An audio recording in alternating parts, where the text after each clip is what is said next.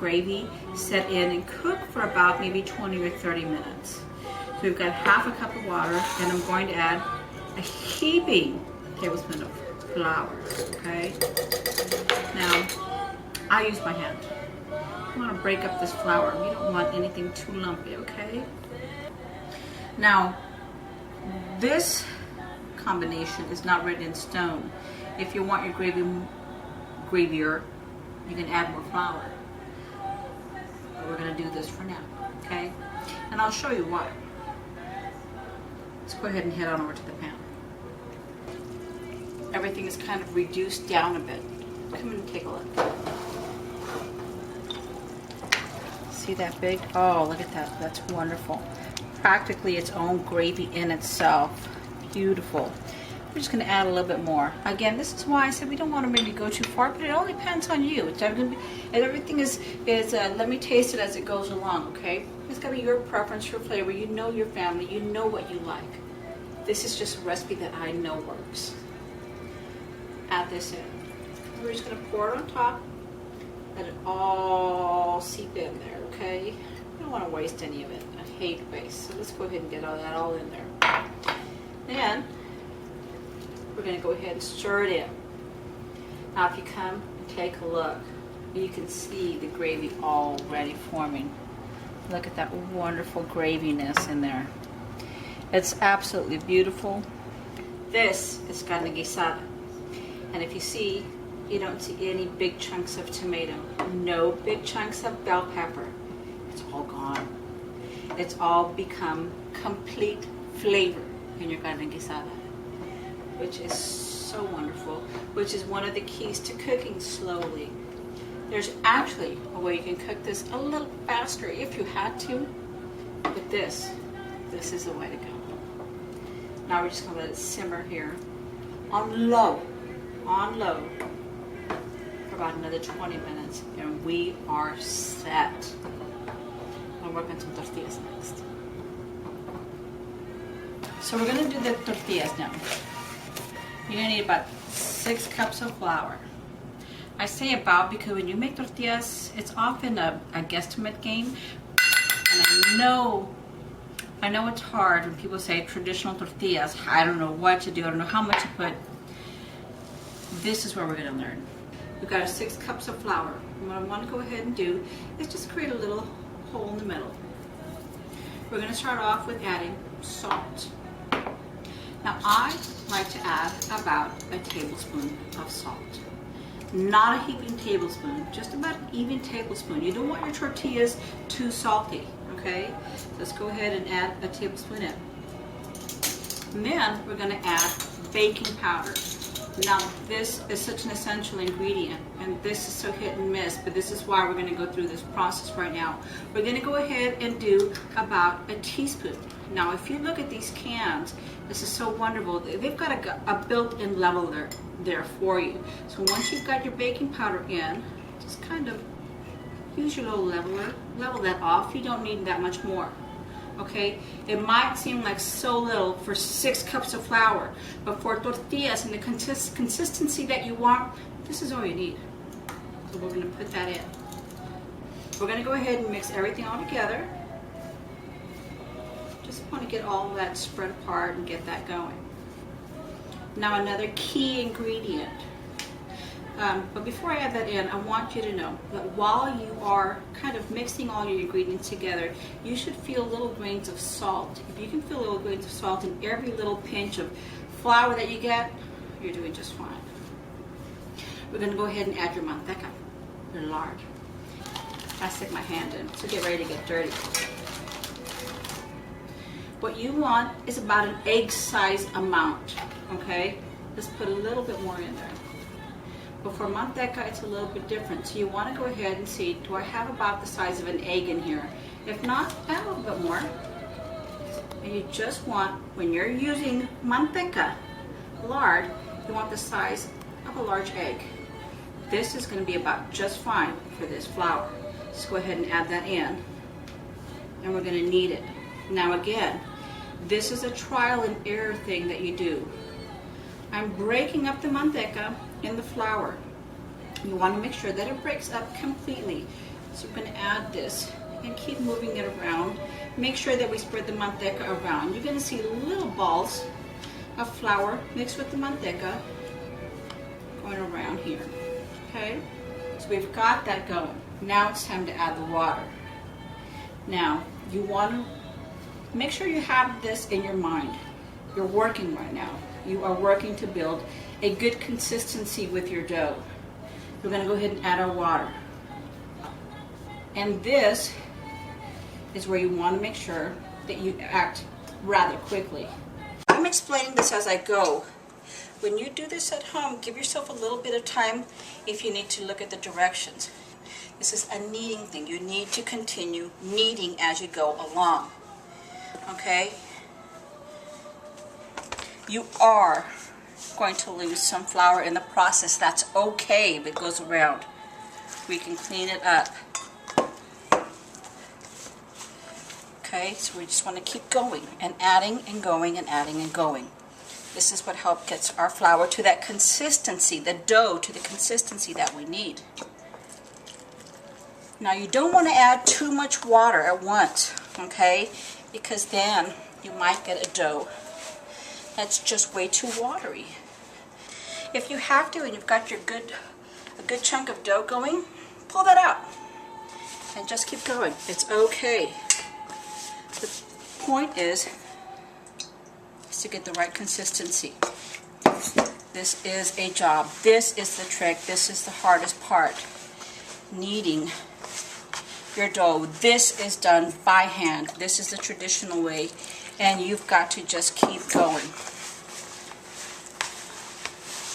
So, time to roll out some tortillas.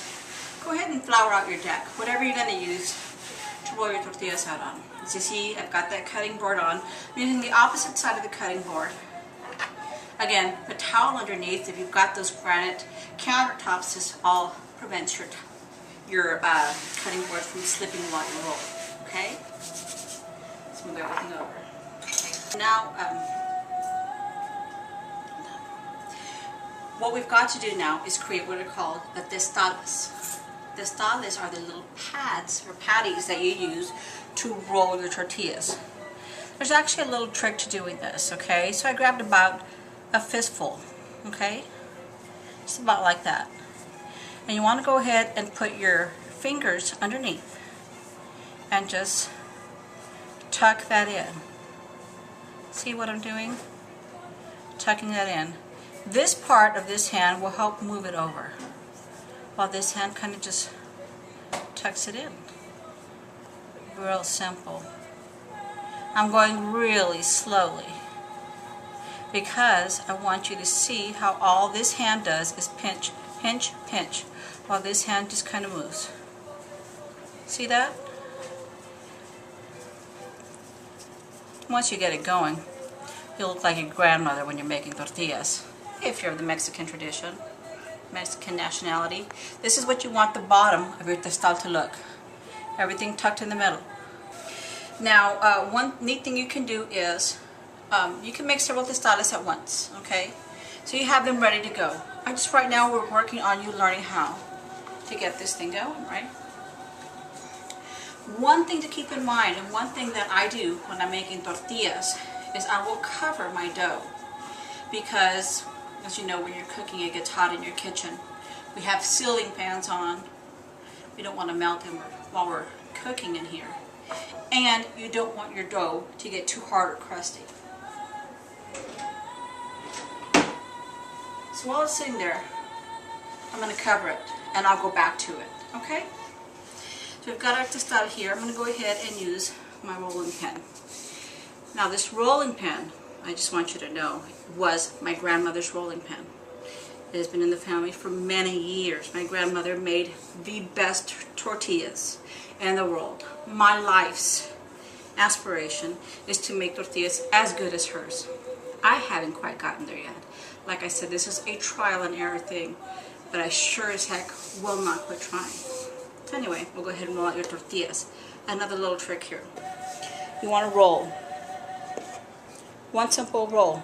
You're probably going to have a little fatter side on one side. You want to give it just a quarter turn. Okay? roll out and roll back. Roll out, back. Each time we're only going a quarter turn. And just remember, it's real important that you got that kneading down the first time, okay?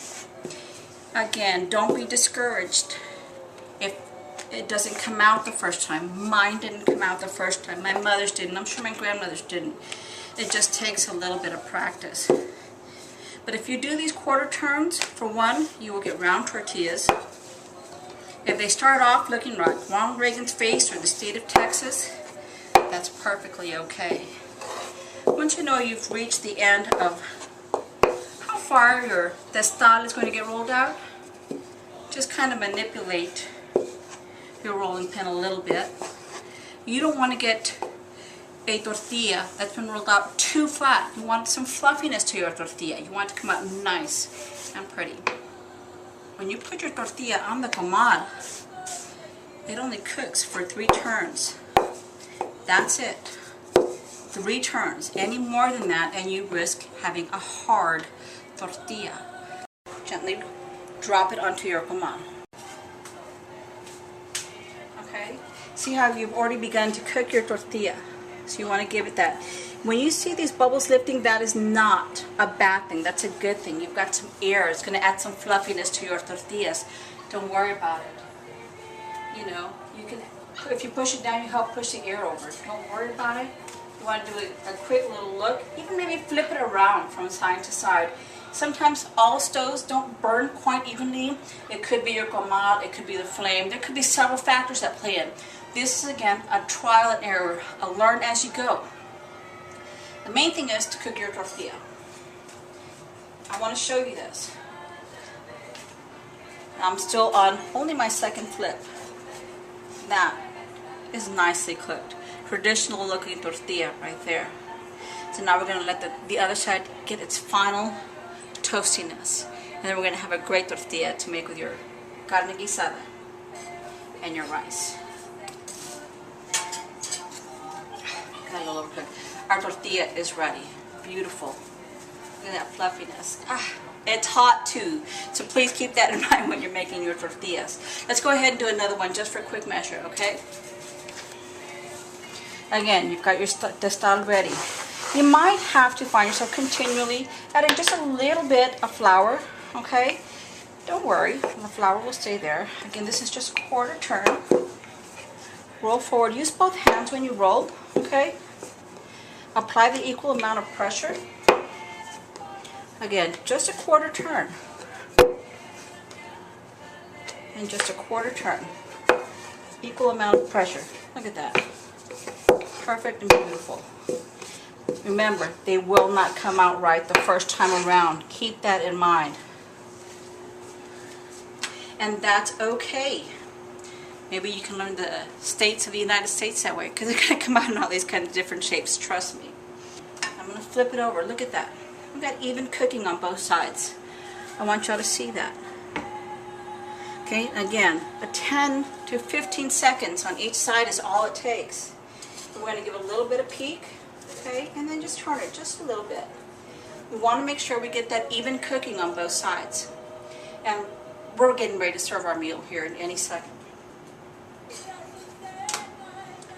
We have no burning. You don't want to burn your tortilla, okay? You don't want to leave it on there too long, because that again will add the hardness. We want a nice soft tortilla. Make a good taco to help pick up your food, however it is that you want to eat your food. You want to tear up your tortilla in little pieces, whatever it takes. Take a quick little look. That's ready. I'm going to go ahead and add it in here, and let's serve ourselves a plate. So you've got your carne guisada. You've got your traditional Mexican rice, and you've got your nice homemade tortilla. This is really takes a little bit of effort, a little bit of skill. Mainly, it takes a lot of love. Okay? I hope you try this, and I hope you enjoy it. These are recipes from the heart from Mariposas Kitchen.